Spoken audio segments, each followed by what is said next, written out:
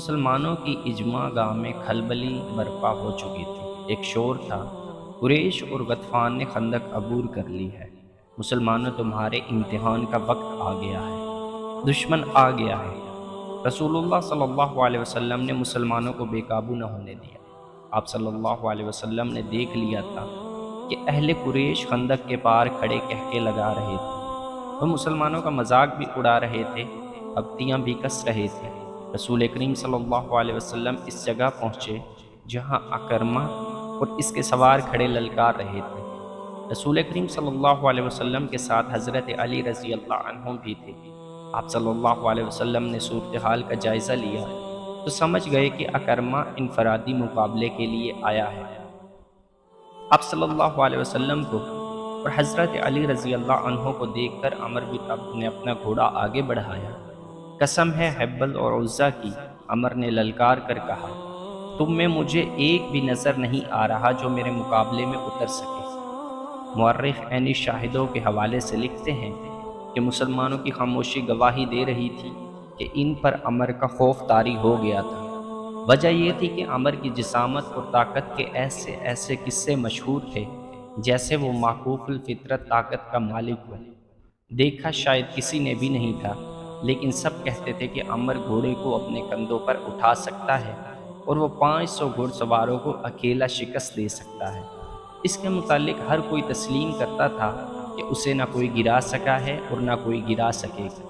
ابو سفیان خندق کے پاس کھڑا دیکھ رہا تھا، خالد اور صفوان بھی دیکھ رہے تھے، غطفان، عینیہ اور ان کا تمام لشکر دیکھ رہا تھا، اور نعیم بن مسعود بھی غیر مسلموں کے لشکر میں دم بخود کھڑے تھے۔ میں جانتا ہوں تم میں سے کوئی بھی آگے نہ آئے گا۔ عمر بن عبد کی للکار ایک بار پھر گرجی، خندق کے پار قریش کا کہکا بلند ہوا اور کئی پھپتیاں سنائی دی۔ حضرت علی رضی اللہ عنہ نے رسول خدا صلی اللہ علیہ وسلم کی طرف دیکھا۔ آپ صلی اللہ علیہ وسلم نے اپنا عمامہ سر سے اتارا اور حضرت علی رضی اللہ عنہ کے سر پر باندھ دیا، پھر اپنی تلوار حضرت علی کو دی۔ مورخ ابن سعد نے لکھا ہے کہ رسول کریم صلی اللہ علیہ وسلم کی سرگوشی سنائی دی، علی کا مددگار تو ہی ہے میرے اللہ۔ مورخین نے اس تلوار کے متعلق جو رسول کریم صلی اللہ علیہ وسلم نے حضرت علی رضی اللہ عنہ کو دی تھی، لکھا ہے کہ یہ تلوار قریش کے مشہور جنگجو منفع بن حجاز کی تھی۔ وہ بدر کی لڑائی میں مارا گیا تھا۔ فاتحین مجاہدین نے یہ تلوار حضور صلی اللہ علیہ وسلم کو پیش کی تھی۔ آپ صلی اللہ علیہ وسلم نے اس کے بعد یہی تلوار اپنے پاس رکھی۔ اب آپ صلی اللہ علیہ وسلم نے وہی تلوار حضرت علی رضی اللہ عنہ کو دے کر عرب کے ایک دیو قامت کے مقابلے میں اتارا۔ یہ تلوار تاریخ اسلام میں ذوالفقار کے نام سے مشہور ہوئی۔ حضرت علی رضی اللہ عنہ عمر بن عبد کے سامنے جا کھڑے ہوئے ہیں۔ ابو طالب کے بیٹے عمر جو گھوڑے پر سوار تھا، حضرت علی رضی اللہ عنہ سے مخاطب ہوا، کیا تم بھول گئے ہو کہ تمہارا باپ میرا کتنا گہرا دوست تھا؟ کیا یہ میرے لیے بہت برا فعل نہیں ہوگا کہ میں اپنے عزیز دوست کے بیٹے کو قتل کروں؟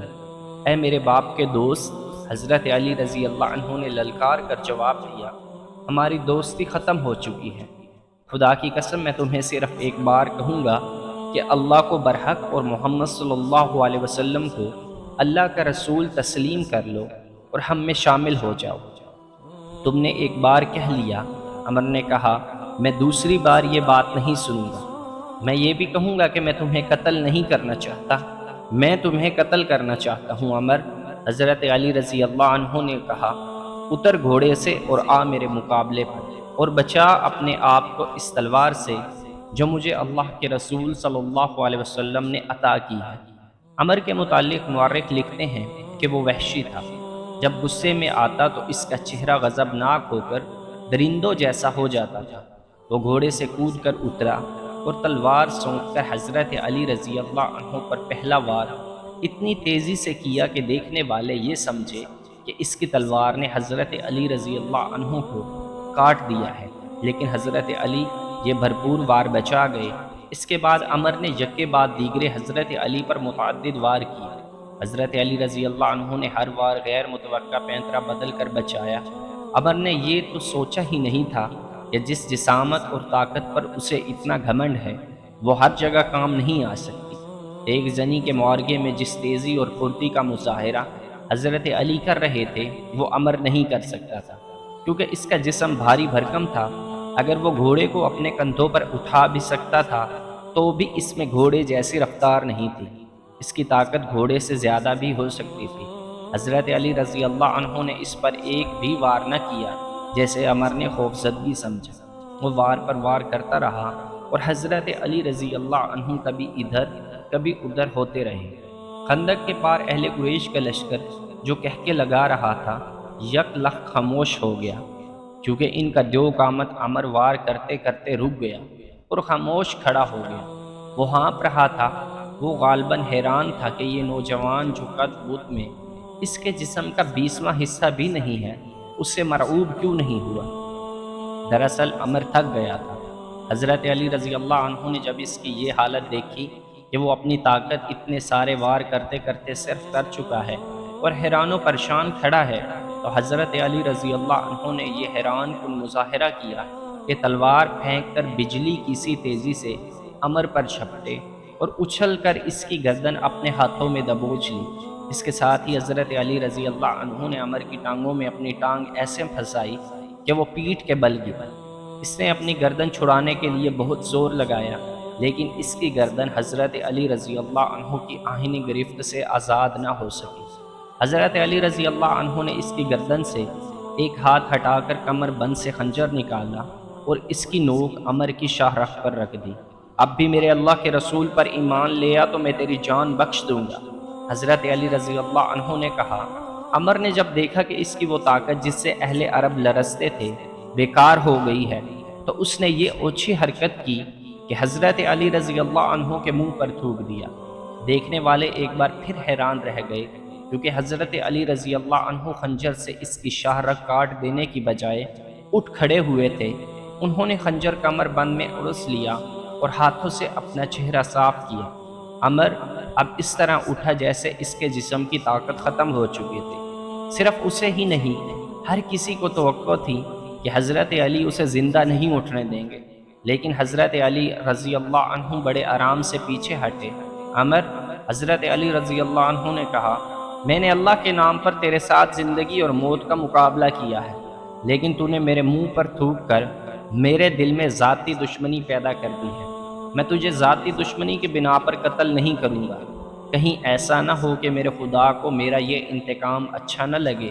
جا یہاں سے، اپنی جان لے کر واپس چلا جا۔ عمر شکست تسلیم کرنے والا آدمی نہیں تھا۔ مورخ لکھتے ہیں کہ میدان میں اس کی یہ پہلی ہار تھی جسے وہ برداشت نہ کر سکا۔ اس نے اپنی ہار کو جیتنے بدلنے کے لیے یہ اوچھی حرکت کی کہ تلوار نکال کر حضرت علی رضی اللہ عنہ پر چھپٹ پڑا۔ حضرت علی رضی اللہ عنہ اس حملے کے لیے تیار نہیں تھے، لیکن ان کی کامیابی کے لیے رسول خدا صلی اللہ علیہ وسلم نے خدا سے مدد مانگی تھی۔ عین وقت پر جب عمر کی تلوار اور حضرت علی رضی اللہ عنہ کی گردن میں 2-4 لمحوں کا فاصلہ رہ گیا تھا، حضرت علی نے اپنی ڈھال آگے کر دی۔ عمر کا وار اس قدر زوردار تھا کہ اس کی تلوار نے حضرت علی رضی اللہ عنہ کی ڈھال کو کاٹ دیا۔ ڈھال حضرت علی رضی اللہ عنہ کے کان کے قریب سر پر لگی، جس سے خون پھوٹنے لگا۔ عمر ڈھال میں سے تلوار کھینچ ہی رہا تھا کہ حضرت علی رضی اللہ عنہ کی وہ تلوار جو انہیں رسول کریم صلی اللہ علیہ وسلم نے دی تھی اتنی تیزی سے حرکت میں آئی کہ عمر کی گردن کٹ گئی۔ گردن پوری نہ کٹی، لیکن شاہ رگ کٹ چکی تھی۔ عمر کی تلوار اس کے ہاتھ سے چھوٹ گئی، اس کا جسم ڈولنے لگا۔ حضرت علی رضی اللہ عنہ نے اس پر دوسرا وار نہ کیا۔ انہوں نے دیکھ لیا تھا کہ یہی وار کافی ہے۔ عمر کی ٹانگیں دوہری ہوئی، اس کے گھٹنے زمین پر لگے اور وہ لڑک گیا۔ عرب کی مٹی اس کا خون چوسنے لگی۔ خندق کے پار دشمن کے لشکر پر ایسا سکوت طاری ہو گیا جیسے پورے کا پورا لشکر کھڑے کھڑے مر گیا۔ اب مسلمانوں کے نعرے گونج رہے تھے۔ عربوں کی رسم کے مطابق اس مقابلے کا دوسرا مرحلہ شروع ہو گیا۔ مسلمانوں کے ایک جیش نے اکرمہ اور اس کے باقی سواروں پر حملہ کر دیا۔ قریش کے ان سواروں کے لیے بھاگ نکلنے کے سوا اور کوئی چارہ نہ تھا۔ وہ خیریت سے پسپا ہونے کے لیے لڑے۔ اس معرکے میں قریش کا ایک آدمی مارا گیا۔ اکرمہ نے اپنا ایک گھوڑا خندق کی طرف موڑ کر بھاگ نکلنے کے لیے ایڑ لگائی۔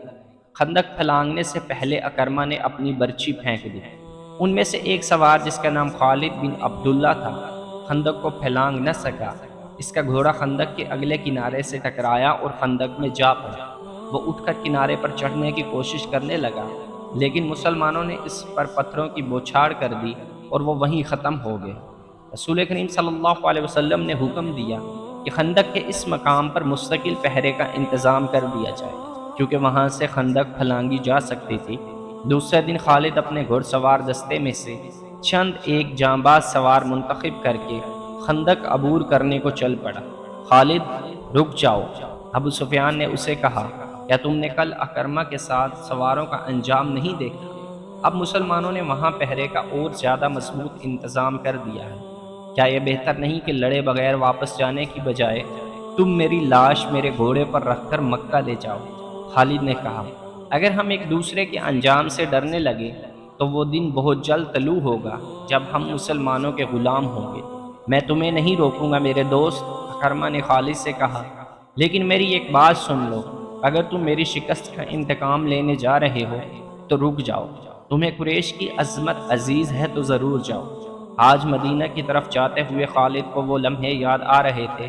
اسے نہ اس وقت یہ خیال آیا تھا نہ آج کہ وہ یہ جانتے ہوئے بھی کہ خندق عبور کر کے بھی مارا جائے گا، نہ عبور کر سکا تو بھی مارا جائے گا، کیونکہ خندق کی طرف چل پڑا تھا۔